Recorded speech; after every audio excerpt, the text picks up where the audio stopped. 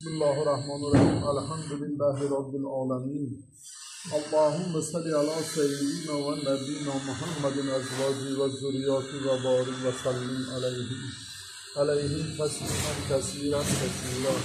خدایا خداوند کریم همه خانه خودت کم کریم مجید خودت پروردگار. من بچه ها که در رسی بده من $10,750 پول کردم. من آهن های کپش من برهاش همش جو بجوشه. خدا خلاصه کار جدو پیش برسد. من اینجا علم برم من یکش 4 میلیون وارد داده است. من یکش 20 کیلو گوش وارد دینا. من چند کس من احسان ها کردم با اخونهاشون مایده چیده کرده وارد دوستیم. پروردگارا همه خیر احسان های کردگی هاشون قبول کردیم. همه خودشون ساختن. آمدی کار شایشی کارشون که اشکست و رخون نگاه دار پروردگار. سفرکاشون به خطر کن.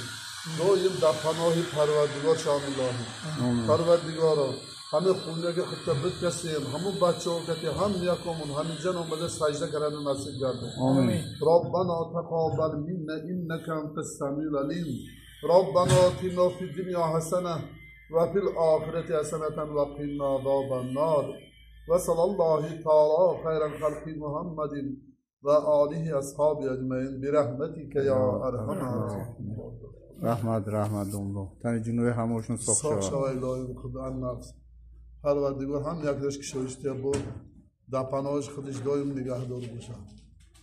الهی صاف شان هم یکش من اچون تگرگاشون براده همه خد چیزا ابا چکشوشون وایس کنده باشه هم مچته بتو کسه. خدا خلاصه کم نمیشه. خدا خلاصه کم نمیشه. اگه ما هم بابوی هوا بدیم من بو کارسیان ده خدا خلاصه. بابوی هوا بدیم من خدا باوریامون بد حق کنیم بچه‌مون ده. ما این لاشم خلق لیمبر باور میکردی آدم ما هستیم. خدا خلاصه همش ناز میشه. در پناه پروردگار الهی باشن همه. آمین. آمین برحمتک یا ارحم